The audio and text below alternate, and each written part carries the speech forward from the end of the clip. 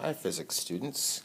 Going to give you some notes here for the start of Unit 9, which is about impulse and momentum.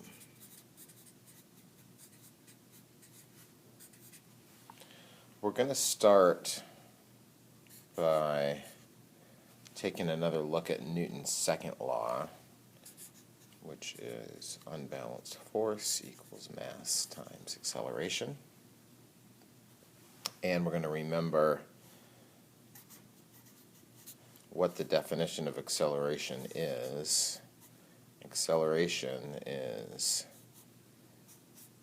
the change in velocity over change in time. Right? So, for example, the acceleration due to gravity is 10 meters per second per second. I didn't really mean to make that little circular thing there. That's not part of the notes. All right, so if we replace or substitute in this expression for A,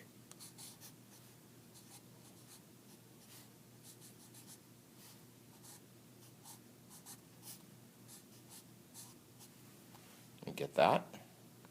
And then just doing a little bit of algebra and move that delta t to the other side. So unbalanced force times change in time equals mass times change in velocity.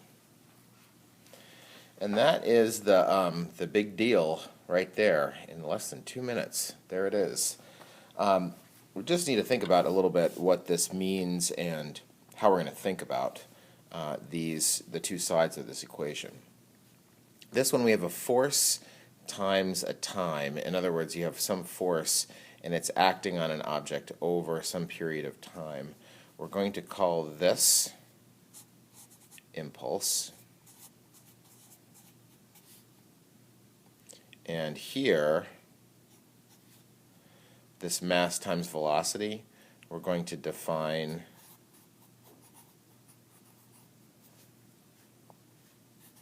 momentum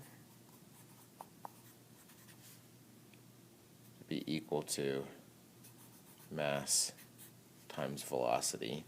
And for reasons that I cannot tell you because I don't know, we use a lowercase p for momentum. Lowercase m obviously was already taken for mass. So there you go. So here, if momentum is mass times velocity, then mass times change in velocity is change in momentum.